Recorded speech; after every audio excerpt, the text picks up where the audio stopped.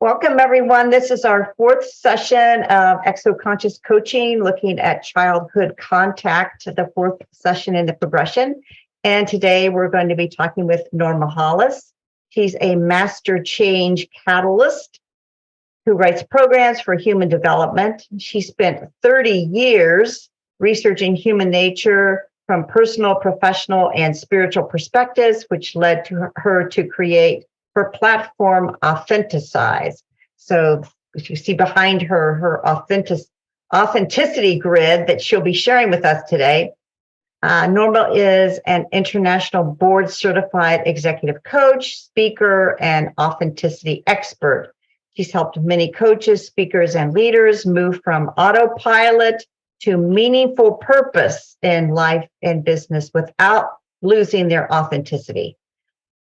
I love this also. Not only has Norma helped people remove their masks and reconnect to their natural talents, but Norma's philosophy also involves encouraging both individuals and organizations to tweak one thing in their life or business to better understand and get an alignment with their authenticity. So this is going to be an exciting session because Norma showed up for Exoconscious Coaching and has just unfurled a part of herself during these coaching sessions that we have all loved getting to know her and the experiences that she's had since childhood. So Norma, can you tell us a little bit about your childhood experiences, what they were like, what you went through, what was going on? Well, it's interesting because I have never referred to my experiences as contact. And it wasn't until I got involved with the Exoconscious community and you, Rebecca, that I even entertained that might have been what it was. I still don't say that that's what it was. I have, since I was born, always said that God sent me here.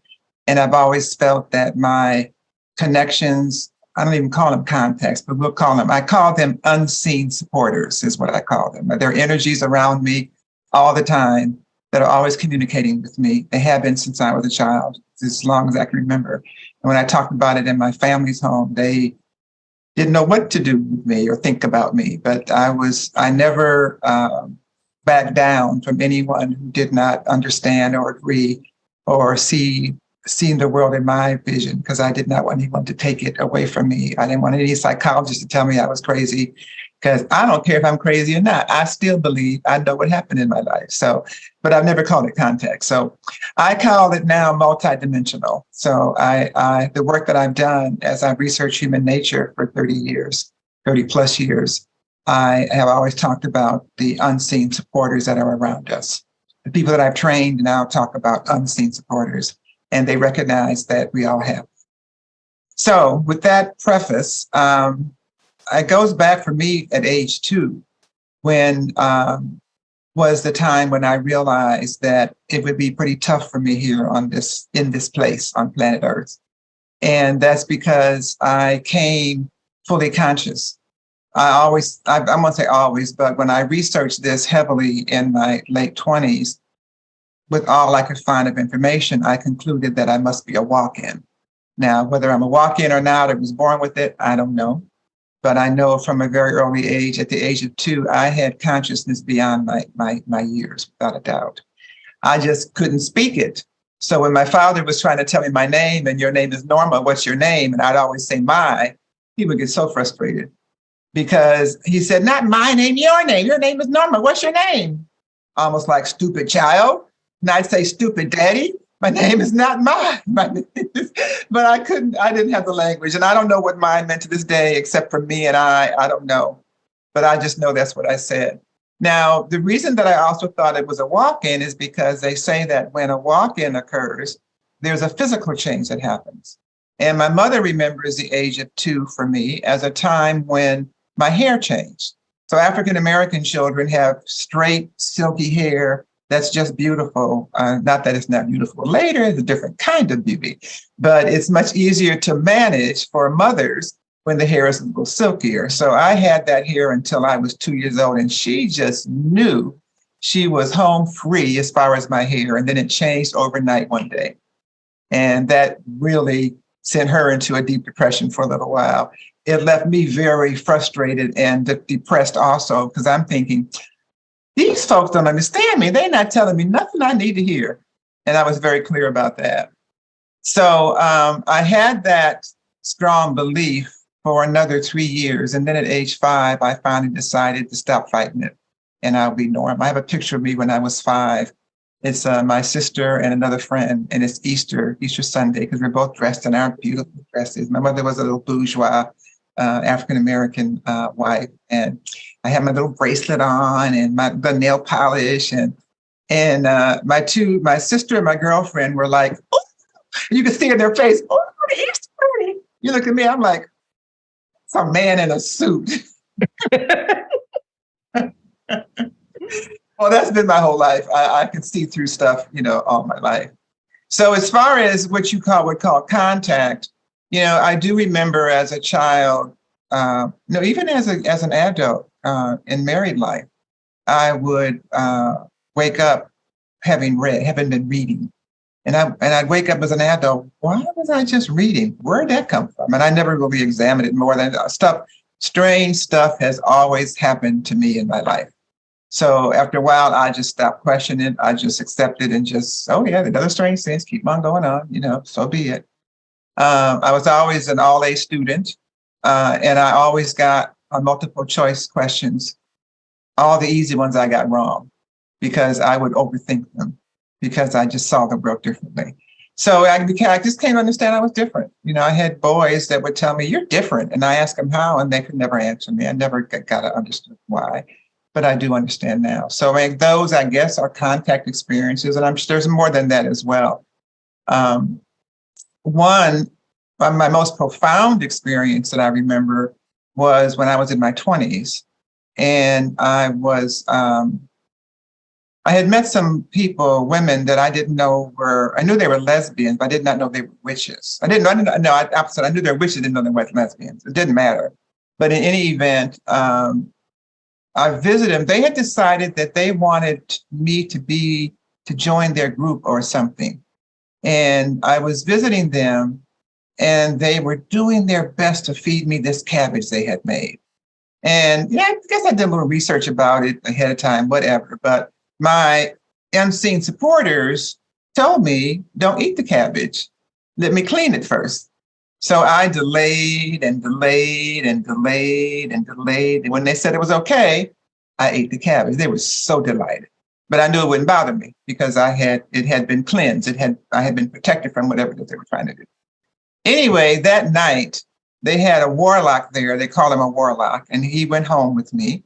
And that night while he was there, my phone rang. I answered it, and there was a loud shrill. And I would hang it up, the shrill wouldn't go away. It just kept on. And I just hung it up and went back to bed. And I'm not sure what else happened, but the next morning, the entire complex of about 500 units had an electrical outage. The fire hydrants in the area had gone haywire, and there was flooding in the area. It was like there was some kind of spiritual warfare that night that was really, really deep. And the warlock said to me, who are you? And I didn't know beyond the little research that I had done, but I knew that I was something special, and I knew that I was God connected, although I did not understand all of that.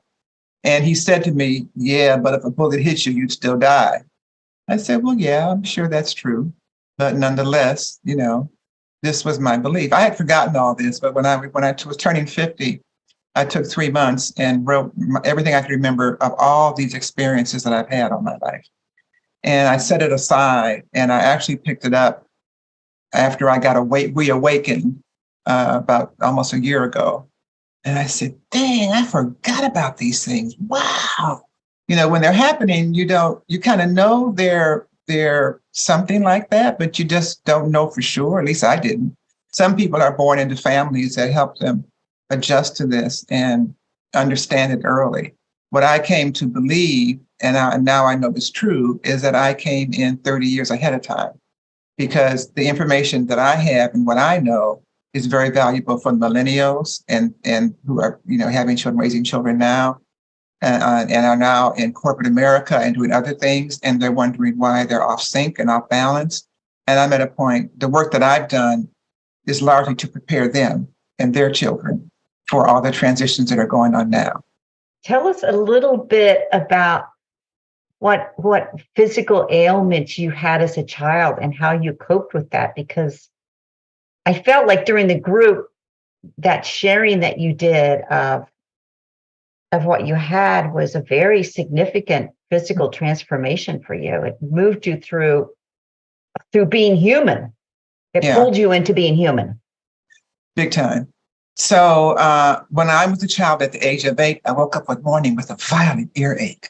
To the doctor, we rushed with lightning speed to be told my ear would always be.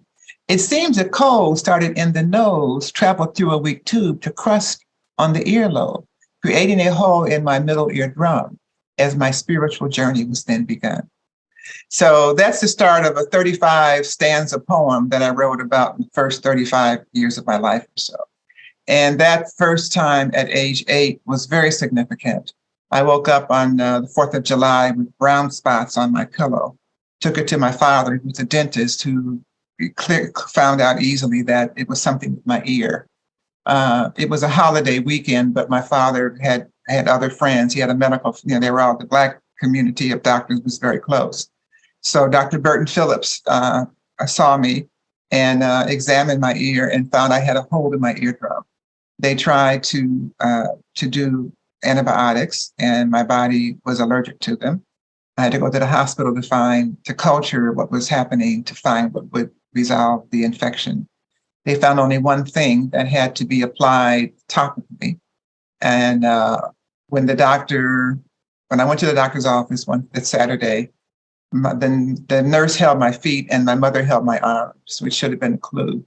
And then the doctor turned my head to the side and slowly put this instrument that had a liquid on it that felt like acid on the inside of my head. And obviously it was extremely painful. It changed me from a very happy-go-lucky, okay, I'll be Norma, but I know I'm something else, to that's part of what made me very, very even more sensitive. I was already very sensitive, maybe more sensitive. As I look back on it, I recognize that was a turning point. That was my control mechanism, if you want to. That's how I put it. That's how the energies got my attention and controlled my path in many ways, because it impacted me in multiple ways.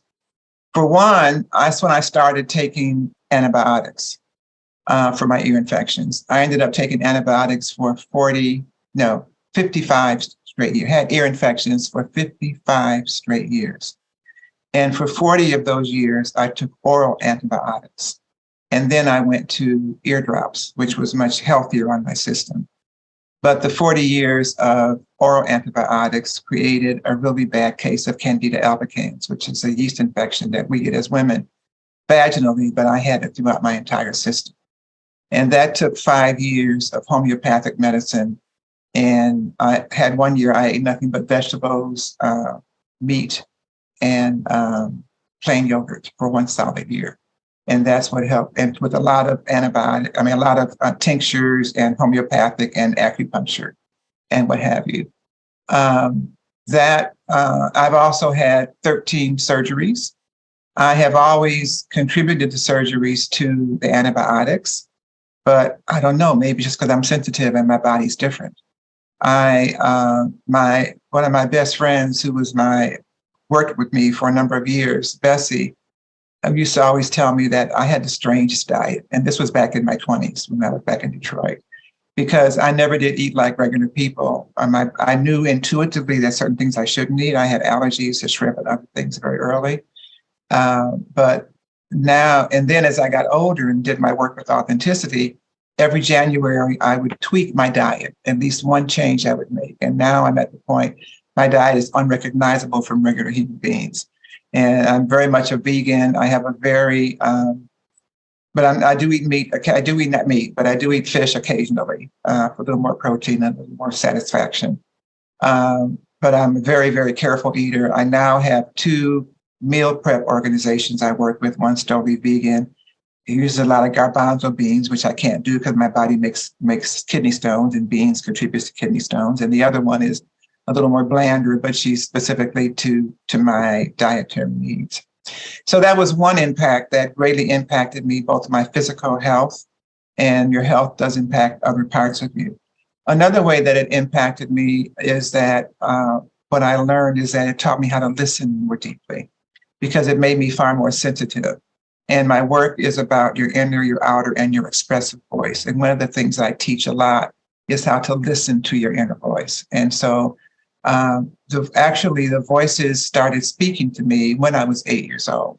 I remember walking to school and the voices approached me and I said, well, okay, if you're the voices I should listen to, then prove it to me.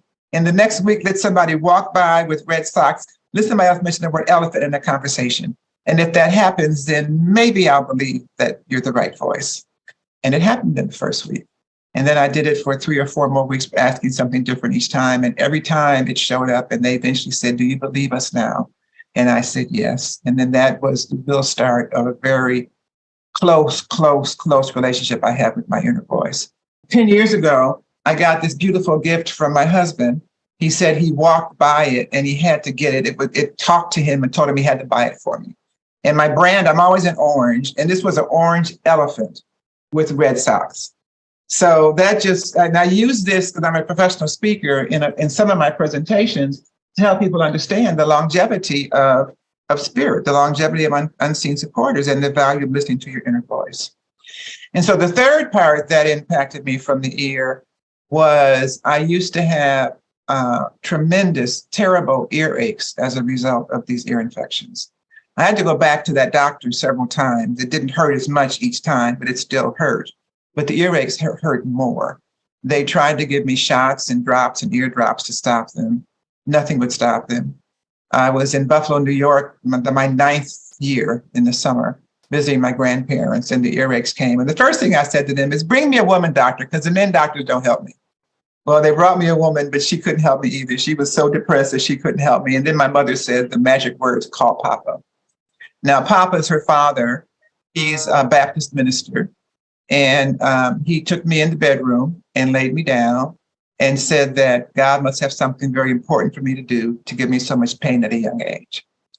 And he said, will you do what God wants you to do? Well, I said, Grandpa, can I ask a question of God first? Can I ask God to give me my training for what I'm supposed to do so I can have a life of my own? And can I ask him to give me the training? And I thought about it. I said, by the age of 30. And Grandpa, he had a little chuckle, kind of, sort of, but he didn't let me see. I saw it anyway, though. But he said he was sure God would grant that. He put his hand over my ear and he started praying. And next thing I know, it was the next morning and I had no pain. And I never had that level of pain again until maybe about 6 years ago. And I said, good grief, I was 8 doing this before. But anyway, that has proven to be true. Later, as I had these conversations with these unseen supporters, that proved to me that who they are. And when they made it clear to me in my 20s that my assignment is to help people understand God in new ways, I said in my usual spunky way, fine, I'm happy to do that, but you got to give me proof first. Because I knew in this crazy environment, I can't go around saying God said, because a lot of people do that and they call it crazy or schizophrenic or something else. And maybe I was that, but I had something very real going on as well. And so the authenticity grid that you see behind me is a result of, it wasn't at age 30, it was after 30 years of training. Now, I need to add one more thing to my story, and that is to talk about my before birth memories. So back before age 2, I very clearly remember, and I've talked about it since I was a child and wrote about it when I wrote my story before I turned 50. I was in a cocoon with another energy. We were awakened and separated. And I was taken, as I remember, a left turn, 2 lefts or a left and a right, And I went into this room and I was given my assignment. And I was given a couple of choices. One choice I was given is that I want the winter of my life first or last. And I said I wanted the winter first. And that's why I'm so excited. Now I have news I haven't shared with you, Rebecca, because I see the summer is right in front of me and I'm so excited because the winter was tough. It was tough, but we got through it. The second question that I was asked is to pick my parents. And I was given three choices. In one choice, I would go in and get out quickly. And the second choice would be more standard, it'd be a little bit longer. I still would make a great choice. But the third choice would take a lot longer, but would have the greatest impact. And as I remember, if I picked that choice, I would be absolved of whatever I messed up with the last time I went through this whatever we go through. And so I picked the third one. In the course of my life, I many times changed my mind, but it was too late. So those were the things that really impacted me. Now that before birth situation that I've always believed and shared with others. I even remember some people from previous lives. My husband was one. He's the one that gave me the elephant. He was the one who I was in the cocoon with. Another girl who I call Queen Mother, who has been a best friend. I met her at church. I went to this one church and I saw both of them. I saw both of their spirits. And I recognized first Robert first and reconnected. And then later I saw Tracy and I looked at her and I could just feel that's her. That was my good friend back there. I went to her and I said, put my hand out and says, hi, I'm Norma. We're supposed to be friends. And she said, well, hi. And we became very good friends. I asked her years later what she thought when I said that. She said, I thought we're supposed to be good friends. And so we were, and we have been. So it wasn't until this last summer that what happened is a year ago, I was on a part of a webinar, part of a conference, a 3-day conference. And when I had a chance to speak, and I always speak from a higher level than most people. And people recognize that. And one girl said she wanted to have me on her show, where she talked about when people had their experience that caused them to be more esoteric or whatever. But when she interviewed me, she said that she's interviewed over 1,000 people, and she's never had anyone who was so clear or who had this consciousness as early as I did. And so that got me to thinking. And then I started doing a little research, and that's when I came across Sheila Seppi's book. And I read about you, Rebecca, and some other people. And I just kept searching, and I found Dolores Cannon. And I got one of her books, The Three Waves, talks about the volunteers. And I'm definitely in the first wave of volunteers. But when I read the part as a hypnosis, when she hypnotized people who had contact, and they in hypnosis said the same thing that I said about going to, they called it the library. I didn't call it the library. I just called it a room. But I know there was some kind of visual something to show me my life. And I remembered my life up to age 50. They would not allow me to remember anything after age 50. And so my anxiety as a child was always, I got to get to 50. I got to get to 50, to see what's next. But that's when I really was like, well, wait a minute. There's more to this than I'm realizing, because I was familiar with Ruth Montgomery's work with walk-ins. I had done a lot of research on, I left in my late 20s when I started this research. I only knew about mystics mainly. So mystics, and I had actually said I wasn't a walk-in at that time. When I got to California in my 30s, I went to a lot of people, including some in the Catholic environment, who says, well, you're not a mystic, but you're something. So I've heard it all along. So it's something. All I can do is call it multidimensional. But those are some of the highlights of my experiences, and they just continue. And just to ease this off so I can bring you up to date, in the Exoconscious class that I was in with you, Rebecca, I've talked a lot about how things were coming to a head for me, and that this was the year I needed to validate all the work so that I could finish the work with authenticity, get that going. We're moving to get it into corporate. I wasn't sure how I was going to do it. But I needed to do that and then eventually sell the business. So when I go and tell my real story, It's not connected to corporate work. They'll know after the fact that that's how that came about. So since I think when we had talked with you before, I had found the male who has a corporate background, who was anxious to work with me, and we've been figuring that out. But then in January, Rebecca, a lady just dropped in my lap, who is now my business manager. She came in supposedly being an almost free virtual assistant for me to help her get some practice in social media. But as we got to know each other, I found out she has 2 PhDs, has run several businesses, has an economics background, traded high-level currency, whatever, and gets bored easily. Well, she has not been bored since she's been working with me, okay? But she has done so much first of all, let me say that as I have gone through this process for the last 44 years, every step I have made has been guided by these unseen supporters. When I didn't know how I was going to make any money to pay my mortgage year after year, one year I had 2 properties at the time, both of them flooded. I got insurance checks and somebody hit my car. I got 3 insurance checks that year that took care of my whole year. They would not let me work full-time. I could not get any jobs because they wanted me to be totally focused on what they were telling me and how they were leading me. I got so excited one day when I finally got an interview for a little measly tutor job. I said, oh, it won't be much, but it's a little bit coming in. When I got to the interview at noon, they told me, Miss Hollis, your interview was at 9:00, which would have been Eastern time. I just hung my head and dragged my way out and said, they still won't let me make any income. But I have never missed a mortgage payment. When my car died, I got another one, and my credit score stays over 700. So if you ask me now how I did it, I can't tell you. I can just tell you that one year I remember, and that I've always taken it month to month, and it has always worked out. But the message that I had was make wise decisions. So do your best not to make impulse decisions, or if you can do impulse, give yourself a box to do it in so you know your parameters. And I've always followed. I have been disciplined. I've lived a very austere life so that I could do this.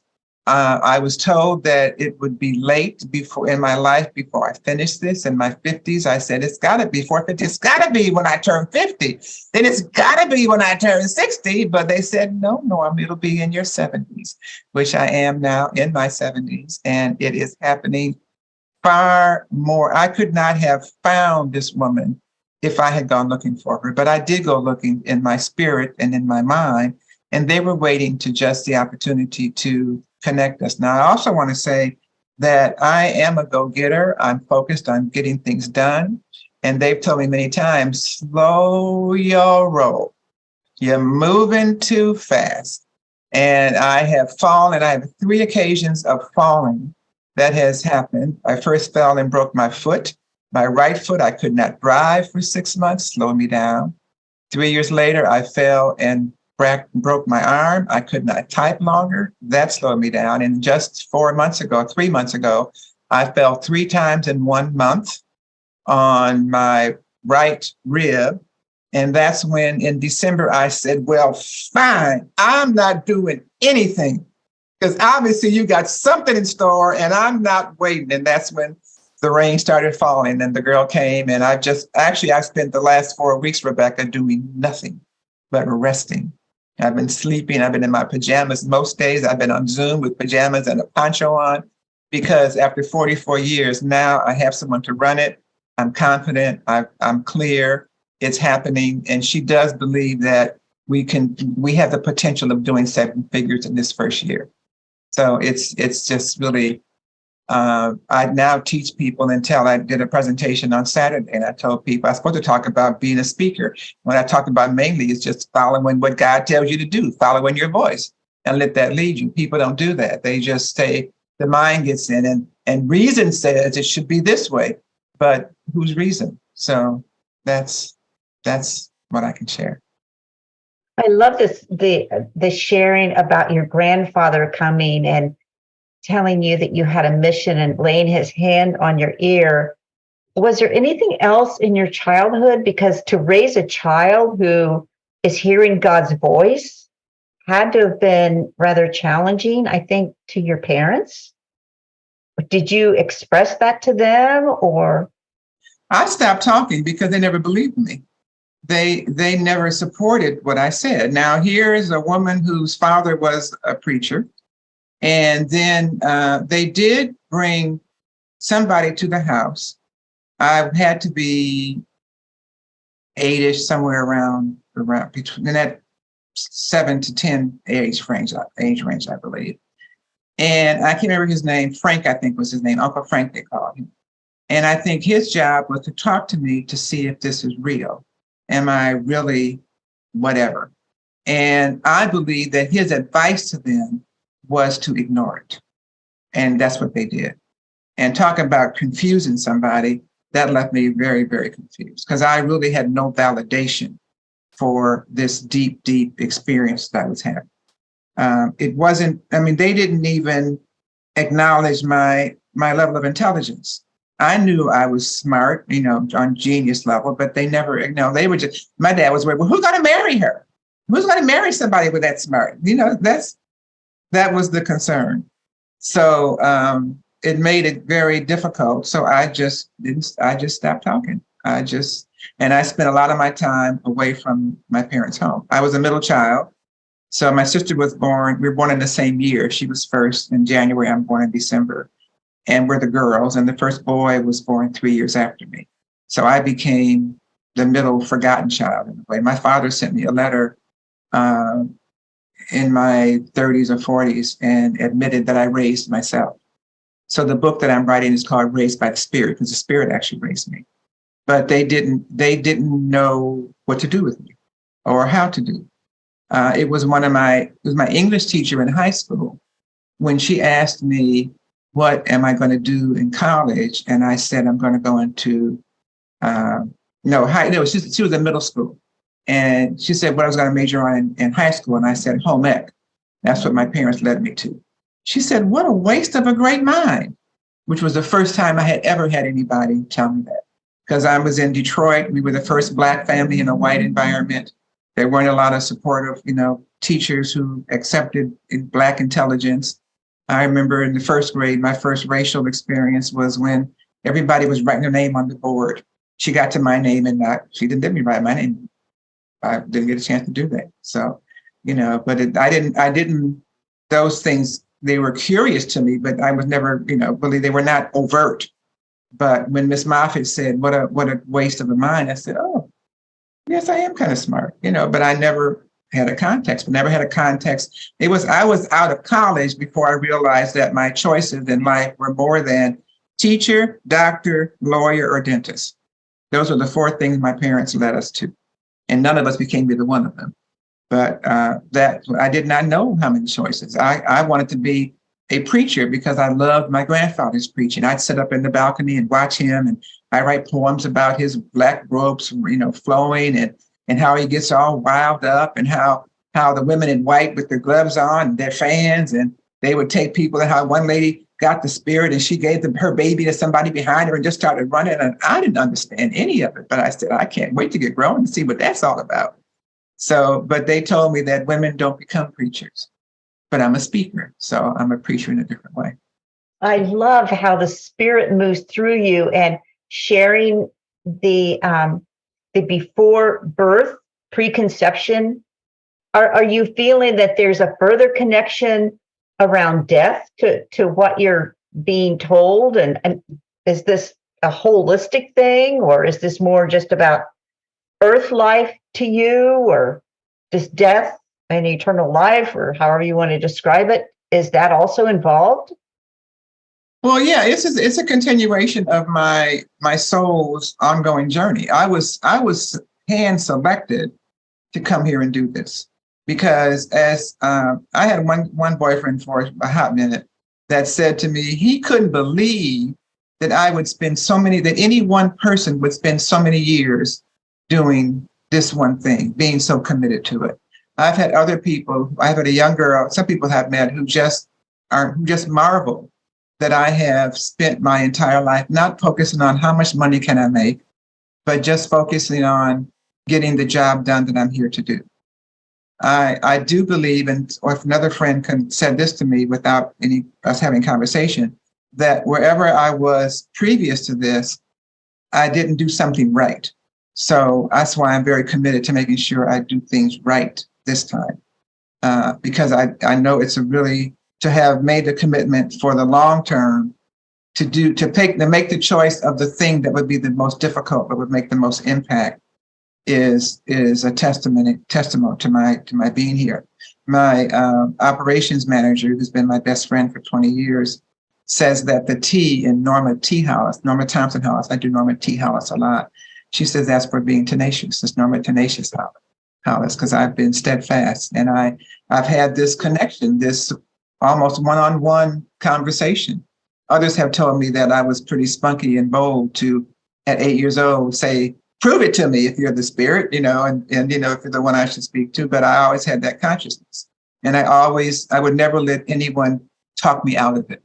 I'm only looking for people who can help expand my understanding, but no one's going to talk me out of what's real for me.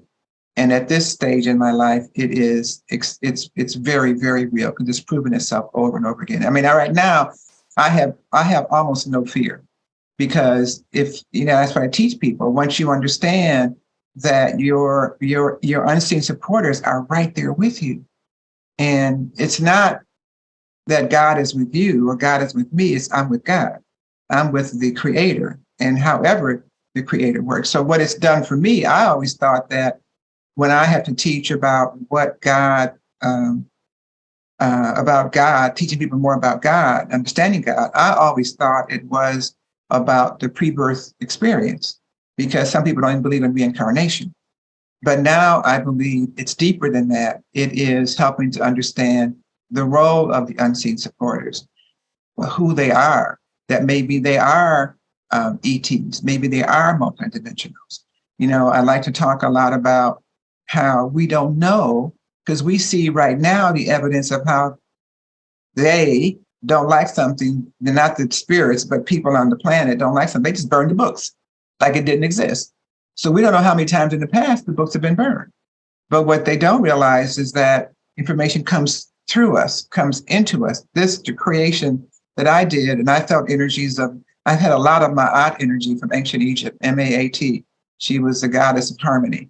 And that was a huge energy that I felt. I said, am I Ma'at? It's like those questions I had, but it was not, I'm Ma'at. That's just Ma'at's energy is flowing through me. Later, when I read I got connected with Scientology and learned a lot about Ron Hubbard. And I know he was with me in part of this. And Carl Jung was with me in part of this. So I have pieces of all of that in the work that I've done. That's why they wouldn't let me read much, only except what they directed me to do. They wouldn't let me go to church. They wouldn't let me talk to certain people. They were really they being the unseen supporters, were very selective of what I did and who I did it with, because they wanted to influence the end product, which they clearly did. So in our group, we talked a lot about psychic intelligence. And do you feel like your psychic intelligence has been refined or grown? Just being a child like you were already psychic. You already knew things. Mm-hmm. And have you even refined that even more? Well, I would say I've polished it. I've understand, just like what we teach on gifts and talents. When you have a gift or talent, you have to develop it. I always refer to Kobe Bryant. He knew he was going to play basketball, but he didn't get good without practicing regularly. So it's the same thing with the spiritual connection. You have to practice it. You have to test it. You have to continue to sharpen, your own skills. So like being in your class was a sharpening of the skills. It was accelerating, expanding my understanding. So I can only understand so much, no matter how much research I do. And then just the general thing of having to live and earn your income and, all those things we have to do as humans. It can take you away from it. But I feel that I feel very much sharpened with it. I feel like I'm accelerated than most people. And I really got a lot of evidence of the degree of it this last Saturday, there's an event that I speak at every year, Black Writers on Tour. And the last 3 years, it's been online. And so this Saturday, we had it again. So I saw people I haven't seen in 4 years or so. And what was so amazing to me is how much they've all aged. And what was amazing to them is how good I look, and we're all around the same age. And I know that has to do with my assignment and with the way that I eat, because I because of the 13 surgeries and the antibiotics for all those years, I have a very particular diet that I modify every January about how I can make it better. It's very unrecognizable to the human diet, regular human diet right now. But if I don't eat that way, I gain weight and I'm not healthy and I'm not sharp. But I know right now I'm being prepared for the next round. My diet has changed even more. I just had a month of rest. I mean, for 2 weeks, I just slept. I didn't realize how exhausted I was. I put so much into 44 years of building this, and I wouldn't let anything interfere. If I met a man that wanted to date me, I'd tell him up front, I'm happy to date you. I like you, but this comes first. This is my life. Thank you so much for being with us. Thank you. My pleasure. Thanks for having me. Yeah.